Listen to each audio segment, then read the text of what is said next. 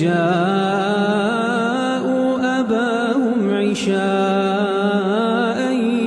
يبكون قالوا يا أبانا إنا ذهبنا نستبق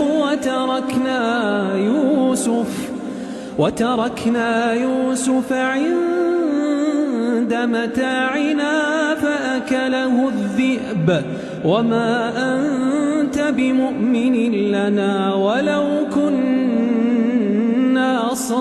صادقين وجاءوا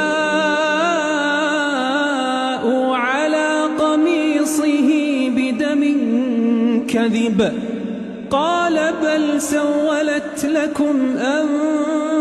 أنفسكم أمرا فصبر جميل والله المستعان على ما تصفون.